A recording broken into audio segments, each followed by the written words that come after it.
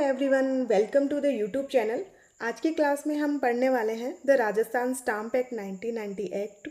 आज B point पे करेंगे कि द स्टाम्प का मोड क्या होना चाहिए, सेक्शन 10 से लेके 16 तक। तो स्टार्ट करते हैं सेक्शन 10।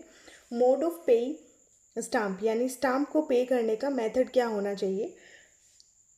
तो अगर अदरवाइज़ कोई पैटर्न नहीं दे रखा, तो अगर कोई भी इंस्ट्रूमेंट अगर चार्जेबल है तो उसे स्टाम्प से ही पे करना है, अदरवाइज़ उसको पे नहीं करना है। सिर्फ यही तरीका है। और दूसरा इसमें पॉइंट दे रखा है, या तो स्टाम्प से पे करो या फिर स्टेट गवर्नमेंट ने अगर अलग से कोई अपना रेगुलेशन या रूल बनाया हुआ है तो उसके अकॉर्डिंग किया जा सकता है। और किन का किया जा सकता है, तो इसमें फ्रैंकिंग मशीन का यूज़ करते हुए इम्प्रेशन जो स्टाम्प है उसका यूज किया जा सकता है या अदर किया जा सकता है। दूसरा क्लोज ये कहता है कि रेगुलेशन कौन बनाएगा, तो स्टेट गवर्नमेंट स्टाम्प से रिलेटेड सारे रेगुलेशन बनाएगा। और जैसे कि जुडिशियल, चाहे वो जुडिशियल स्टाम्प हो चाहे नॉन जुडिशियल स्टाम्प हो या फ्रैंकिंग मशीन से होने वाला इम्प्रेशन हो, सबके बारे में जो भी रूल्स या रेगुलेशन है वो स्टेट गवर्नमेंट बनाएगा। और कितने स्टाम्प, एक डॉक्यूमेंट के ऊपर कितने स्टाम्प यूज़ करने हैं, इससे रिलेटेड ये एक इम्पॉर्टेंट पॉइंट है कि अगर फ्रैंकिंग मशीन से इम्प्रेशन किया जा रहा है तो इसमें इंस्पेक्टर जनरल की पहले कंसेंट या उसकी परमिशन होना ज़रूरी है, तभी किया जा सकता है। तो इसको अगर समराइज़ करें तो 4 बातें निकल के आती है। पहला कि अगर कोई भी इंस्ट्रूमेंट चार्जेबल है तो वो स्टाम्प से ही पे करना है, या जो स्टेट गवर्नमेंट ने कोई मेथड दे रखा है। रूल और रेगुलेशन स्टेट गवर्नमेंट बनाएगी, लेकिन फ्रैंकिंग मशीन इम्प्रेशन है तो उसके लिए इंस्पेक्टर जनरल की पहले प्रायर कंसेंट लेनी होगी। सेक्शन 11 बात करता है when to use when to use adhesive stamp यानी चिपकाने वाले जो स्टाम्प है उनका यूज़ कैसे होता है। हमने डेफिनेशन में पढ़ा था, अधेसिव स्टाम्प वो होते हैं जो जैसे स्टिकर की तरह यूज आते हैं, जैसे पोस्ट कार्ड में या फिर सर्टिफाइड कॉपी लेने के लिए हमें कोर्ट जो टिकट्स लगती है वो चिपकाई जाती है, उसको कहते हैं। उसे मोस्टली हमने पढ़ा था कि ये यूज़ में नहीं आती है स्टाम्प ड्यूटी के लिए, लेकिन कुछ एक्सेप्शन दे रखे हैं सेक्शन 11 में कि अधेसिव स्टाम्प को भी स्टाम्प ड्यूटी की तरह यूज़ किया जा सकता है। तो किन किन में, अगर ऐसा कोई डॉक्यूमेंट है, पहला पॉइंट, अगर कोई डॉक्यूमेंट ऐसा है जो 20 पैसे से कम का है तो फिर उसमें अधेसिव यूज किया जा सकता है। लेकिन इसमें वो डॉक्यूमेंट नहीं है, कौन सा, बिल ऑफ एक्सचेंज जो पेबल ऑन डिमांड है। अगर ऐसा बिल ऑफ एक्सचेंज है जो पेबल ऑन डिमांड है तो उस पर अधेसिव स्टाम्प नहीं लगेगा। दूसरा पॉइंट ये है कि कोई बिल ऑफ एक्सचेंज है जो फॉरेन में बनाए गए हैं लेकिन उनको यूज़ कहाँ करना है, इंडिया में यूज़ करना है, फॉरेन बिल ऑफ एक्सचेंज, तब उनका यूज़ अधेसिव स्टाम्प उन पर लगाया जा सकता है। तीसरा, हाई कोर्ट में जो एनरोलमेंट होते हैं एडवोकेट के, जैसे एनरोलमेंट हो गया या वकालतनामा हो गया, तब यूज किया जा सकता है। एक पॉइंट और इसमें है जो रह गया कि अगर कोई कंपनी है तब उसमें एंडोर्समेंट में अगर ट्रांसफ़र किया जा रहा है उसके एंडोर्समेंट को, तो उसमें भी अधेसिव स्टाम्प यूज़ किया जा सकता है, यानी 4 जगह किया जा सकता है। अगर एक तो ये इंपॉर्टेंट है ऑब्जेक्टिव के लिए, तो थोड़ा ध्यान से पढ़ते हैं। इसमें 4 पॉइंट है। एक तो 20 पैसे से कम का अगर कोई है डॉक्यूमेंट तब उसमें किया जा सकता है, लेकिन इसमें मांग पर दे यानी bill of exchange payable on demand नहीं होना चाहिए। दूसरा, ऐसे बिल ऑफ एक्सचेंज जो भारत से बाहर लिखे गए हैं या बनाए गए हैं लेकिन उनका यूज़ भारत में करना है। तीसरा, हाई कोर्ट में जो एडवोकेट की एंट्री के लिए अगर कोई डॉक्यूमेंट है, इंस्ट्रूमेंट है, तो उस पर लगाया जा सकता है। इसके अलावा जैसे और भी जो कोर्ट के काम है जैसे नोटेरी एक्ट वगैरह, तो उसमें भी लगाया जा सकता है। और अगर कोई कंपनी है तो उनमें कंपनी में शेयर के द्वारा जो भी ट्रांसफ़र हो रहा है उसमें भी लगाया जा सकता है। अब पढ़ते हैं हम सेक्शन 12। सेक्शन 12 बात करता है कि अगर एक बार अधेसिव स्टाम्प को यूज़ में ले लिया है तो उसके बाद उसको कैंसिल करना भी ज़रूरी है ताकि उसका दोबारा यूज़ नहीं आ सके। और अगर तो उसका कैंसिल तो उसको करना कैसे होगा, उसके ऊपर ऐसे लाइन बना के अपना सिग्नेचर, इनिशियल्स या डेट ये लिखने होंगे, तो ये माना जाएगा वो कैंसिल हो गया। और इसके साथ में हम सेक्शन पढ़ेंगे 74, जिसमें अगर कोई स्टाम्प अधेसिव स्टाम्प के कैंसिल को लेकर कुछ भी गड़बड़ी करता है तो उस पर 74 अप्लाई हो जाएगा, जिसमें 1000 का फाइन दे रखा है। तो सेक्शन 12 हमने पढ़ा। सेक्शन 12 के साथ में सेक्शन 74 भी साथ ही पढ़ना है इसके, कि अगर जो कोई भी अगर फेल होता है तो उसे 1000 का फाइन पे करना होगा। सेक्शन 13 है return and stamped of contrary rule, यानी इम्प्रेसिव जो स्टाम्प है उसको कैसे लिखना है और कैसे उसको स्टाम्प करना है, उसका रूल दे रखा है। तो जो भी इंस्ट्रूमेंट ऐसे लिखा जाना चाहिए उस पर, ताकि वो स्टाम्प उस डॉक्यूमेंट के सामने वाले भाग पर एकदम बिल्कुल क्लियर दिखाई दे, स्पेसिफिक मैनर में दिखाई दे। इस तरीके से नहीं लिखा होना चाहिए कि वो हाइड ही हो जाए, पता ही नहीं चले। दूसरा रूल है, मान लीजिए कि अगर एक से ज़्यादा डॉक्यूमेंट है, मान लीजिए अमाउंट ज़्यादा है और डॉक्यूमेंट इंस्ट्रूमेंट एक से ज़्यादा है, तो हर पे लिखा होना चाहिए, और जिस पेज पे नहीं लिखा हुआ उस पर एग्जीक्यूट के साइन होना ज़रूरी है, ताकि ये साबित हो सके कि ये पन्ना उसी दस्तावेज का है। और मान लीजिए तीसरा केस में आता है हुंडी के केस में, तो यदि कागज़ का एक ही पन्ना है जिस पे हुंडी या स्टैंप नहीं है, जिस पे पूरी इंस्ट्रूमेंट आ ही नहीं रही, और तो उस पर दूसरा पन्ना आप ले सकते हो, जोड़ सकते हैं, लेकिन उस पर भी स्टैंप लिखा होना चाहिए, यानी स्टैंप बिल्कुल क्लियर होना चाहिए कि स्टैंप लगा हुआ है। सेक्शन 14 कहता है कि एक ही स्टाम्प और एक ही डॉक्यूमेंट का रूल, यानी एक डॉक्यूमेंट पे, एक इंस्ट्रूमेंट पे एक स्टाम्प होना चाहिए। दूसरा डॉक्यूमेंट है तो उस पर दूसरा स्टाम्प होना चाहिए। बस ये इतनी बात करता है कि एक स्टाम्प पर केवल एक ही लिखित होनी चाहिए। और सेक्शन 15 बात करता है कि अगर सेक्शन 13 में और सेक्शन 14 में अगर सही से इंस्ट्रूमेंट को स्टाम्प्ड नहीं किया गया है तो सेक्शन 15 अप्लाई हो जाएगा, यानी ये माना जाएगा कि ऐसा डॉक्यूमेंट स्टाम्प हुआ ही नहीं है, उसकी ये हो जाएगा। सेक्शन 16 बात करता है डिनोटिंग ड्यूटी। डिनोटिंग ड्यूटी क्या होता है कि कई बार कोई डॉक्यूमेंट ऐसे होते हैं जो किसी दूसरे डॉक्यूमेंट पे डिपेंड होते हैं।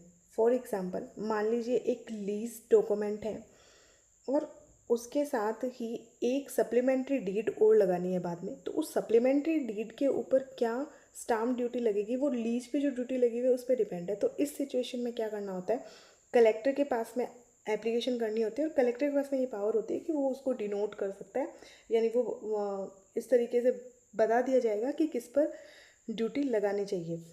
तो सेक्शन 16 बात करता है डिनोटिंग ड्यूटी।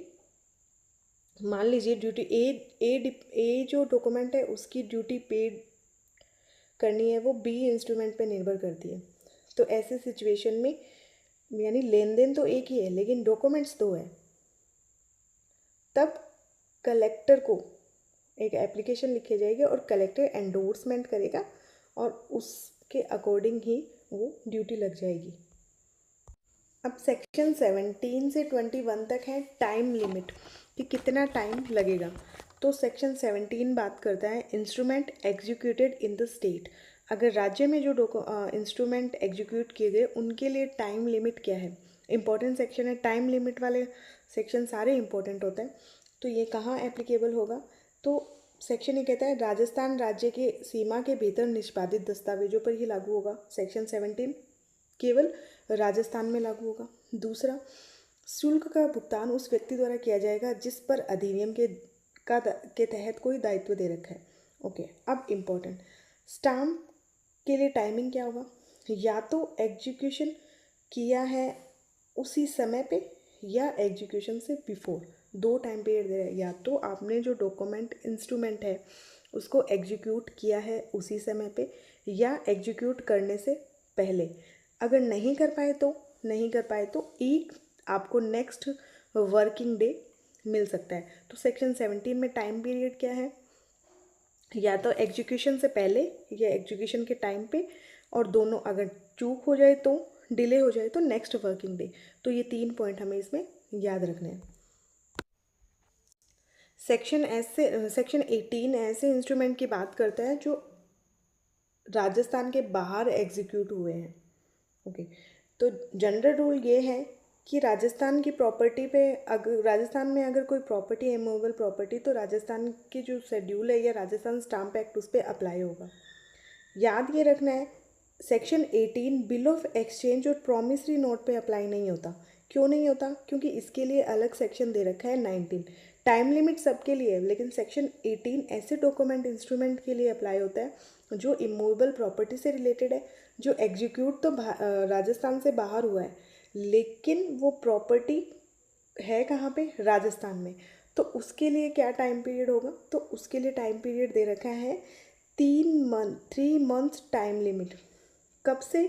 जिस दिन से वो इंस्ट्रूमेंट पहली बार राजस्थान में रिसीव हुआ। तो ये टाइम पीरियड दोनों ही रखनी है, जिस दिन फर्स्ट टाइम रिसीव हुआ उससे लेके 3 महीने तक। फिर एक सेकंड क्लोज ये कहता है 18 का, मान लीजिए बहुत बार ऐसा होता है कि स्टाम्प पेपर अवेलेबल ही नहीं होता पक्षकार के पास में, पार्टीज़ के पास में, तो ऐसे सिचुएशन में कलेक्टर के पास में ले जाया जा सकता है ऐसे इंस्ट्रूमेंट को, और कलेक्टर उस पर अफिक्स कर देगा जो भी प्रॉपर वैल्यू की स्टाम्प है उसे, और क्लैरिफाई कर देगा, तो वो एक लीगली वैलिड डॉक्यूमेंट माना जाएगा। सेक्शन 19 बात करता है कि जो बिल ऑफ एक्सचेंज है जो राज्य से बाहर निष्पादित किए गए वो, और प्रॉमिसरी नोट, इन पर क्या टाइम पीरियड। तो इसमें सेक्शन 17 और 18 की तरह नहीं होगा कि नेक्स्ट वर्किंग डे पे या 3 मंथ पे। इसमें सारा जो रिस्पॉन्सिबिलिटी है, लाइबिलिटी है, वो फर्स्ट होल्डर की होगी। इतना हमें याद रखना है कि इसमें फर्स्ट होल्डर है, इसमें बाकी नहीं है। और दूसरा चीज़ ये याद रखनी है कि इसमें पे अगर ऐसा बिल ऑफ एक्सचेंज जो पेबल ऑन डिमांड है वो भी इसमें नहीं है, क्योंकि उसमें क्या होता है, उसमें इमीडिएट पेमेंट करना होता है, तो इसलिए वो भी इसमें इंक्लूड नहीं है। इसमें क्या होता है कि स्टाम्प तो करना ही है, वो मैंडेटरी है। प्रेजेंट करने, एक्सेप्ट करने, पे करने, एंडोर्स करने से पहले पहले स्टाम्प तो करना ही है। करेगा कौन, ये इंपॉर्टेंट है, हु विल डू। तो जो फर्स्ट होल्डर है, फर्स्ट जो धारक है उस बिल ऑफ एक्सचेंज का, वो प्रॉमिसरी नोट का, वो उस पर स्टाम्प करेगा। अब इसमें वैल्यू नहीं दे रखी कितनी वैल्यू करनी है, लेकिन वो उसमें स्टाम्प करेगा। वैल्यू इसकी शेड्यूल में देखिए, टाइम लिमिट नहीं दे रखी। जैसे ही फर्स्ट होल्डर को मिलता है वो उसको स्टाम्प करेगा। स्टाम्प करने के बाद दूसरे एक इम्पॉर्टेंट पॉइंट ये है कि स्टाम्प करने के बाद उसे कैंसिल भी करना ज़रूरी है, तब माना जाएगा कि वो ड्यूली स्टाम्प है। अब बाई चांस मान लीजिए जो फर्स्ट होल्डर है उसने कैंसिल नहीं किया गया, और बाद में जो होल्डर है उसे अगर वो इंस्ट्रूमेंट मिला है, स्टाम्प्ड इंस्ट्रूमेंट है बट कैंसिल नहीं है, तो उसको प्रोटेक्शन दी जाएगी। अगर उसे कब दी जाएगी? अगर वो बोनाफाइड है। A subsequent holder who receives pre stamped and cancelled bill of exchange without knowledge of any error, अगर उसको पता ही नहीं है किसी एरर का, तो फिर वो प्रोटेक्ट होगा, उसे कोई पेनल्टी लेने की ज़रूरत नहीं है। तो सेक्शन 19 में 3 पॉइंट याद रखने हैं। एक तो बिल ऑफ एक्सचेंज और प्रॉमिसरी नोट को यूज़ करने से पहले जो फर्स्ट होल्डर है वो अफिक्स्ड, और उसको मस्ट है यानी शैल करेगा ही करेगा, और जो गुड फेथ में जो सब्सिक्वेंट होल्डर है वो सेफ है, उसको कोई पेनल्टी नहीं देनी है। सेक्शन 20 बात करता है पेमेंट ऑफ इंक्रीज्ड ड्यूटी इन राजस्थान, बढ़ी हुई ड्यूटी का भुगतान। ये सेक्शन एक तो बिल ऑफ एक्सचेंज और प्रॉमिसरी नोट पे अप्लाई नहीं होता है, उसके लिए सिर्फ सेक्शन 19 है, ये हमें याद रखना है। This section does not apply to bill of exchange और प्रॉमिसरी नोट। इनके अलावा जो भी डॉक्यूमेंट है जो उन सब पे ये लागू हो जाएगा, चाहे वो पावर ऑफ अटॉर्नी हो या लीज हो या सेल डीड हो, जो भी है। फिर ये एक्ट कब लगेगा? सिचुएशन समझिए, मान लीजिए कोई इंस्ट्रूमेंट है जिसके लिए स्टाम्प ड्यूटी राजस्थान से बाहर भी है, मान लेते हैं हम गुजरात में भी स्टाम्प ड्यूटी है और राजस्थान में भी स्टाम्प ड्यूटी है उसकी। अब मान लीजिए गुजरात में सेम उस इंस्ट्रूमेंट की ड्यूटी लगी है 1500 और राजस्थान में लग रही है 1000, तब कितनी ड्यूटी लगनी चाहिए उस स्टाम्प पे राजस्थान में? तो इनको माइनस कर देंगे, यानी अब राजस्थान में जो ड्यूटी लगेगी वो लगेगी स्टाम्प ड्यूटी 500। ये हमें याद रखना है। एक तो ये सिचुएशन होगी। दूसरा ये है, मान लीजिए गुजरात की जो सेम डॉक्यूमेंट की जो वैल्यू है वो 1000 से कम है, तब 1000 ही लगेगी, जो राजस्थान में पेबल है वो ही लगेगी, ये इसमें है। तो instrument executed outside of Rajasthan applies to any instrument executed anywhere in India यानी other than Rajasthan, lower initial duty paid, stamped in other state under the Indian stamp act 1899 with rate lower than the Rajasthan rate, a comparison. And उसको हम calculate कैसे करेंगे वो मैंने आपको बता ही दिया है। तो जो राजस्थान में जो टोटल पेबल ड्यूटी है वो, और जो अदर स्टेट में जो पेबल ड्यूटी है, उन दोनों को क्या करेंगे, माइनस करेंगे, और माइनस करने के बाद में जो भी आएगा वो राजस्थान में पे करनी है। इसमें 3 मंथ का लिमिटेशन है, जैसे सेक्शन 18 में दे रखा है 3 मंथ का लिमिटेशन। कब से, जब से फर्स्ट स्टेट ऑफ राजस्थान में आया है तब से लेके 3 मंथ का। यानी हमने सेक्शन पढ़ी 18, 19 और 20। 18 में है अगर राजस्थान में हो तो सेम डे या नेक्स्ट वर्किंग डे पे। 18 में हमने 3 मंथ पढ़ी, 19 में कोई नहीं था, फर्स्ट होल्डर फिक्स करेगा, 20 में 3 मंथ्स। सेक्शन 21 बात करता है कि ऐसा कोई इंस्ट्रूमेंट है जो राजस्थान से बाहर एग्जीक्यूट किया गया है लेकिन उसकी जो प्रॉपर्टी है वो राजस्थान में है, तो ऐसी सिचुएशन में राजस्थान में उस प्रॉपर्टी की जो वैल्यू है उसके अनुपात में स्टाम्प ड्यूटी को पे किया जाएगा। यानी जब भी कोई मूल या ओरिजिनल राजस्थान के बाहर किसी अन्य क्षेत्र में रजिस्टर्ड किया गया लेकिन वो होली या पार्टली राजस्थान में रिलेटेड किसी प्रॉपर्टी से रिलेटेड है, तब क्या किया जाएगा, अगर ऐसी डॉक्यूमेंट अगर प्राप्त हुआ है तब जो भी उसका प्रोपोर्शनेट कंसिडरेशन है यानी जो भी मार्केट वैल्यू राजस्थान में उसकी है उसके अकॉर्डिंग ही वो पे किया जाएगा। तो हमने 21 तक कवर किया। अब सी जो इसका पार्ट है चैप्टर 3 का वो हम नेक्स्ट वीडियो में करेंगे। Stay tune, thank you so much and keep watching.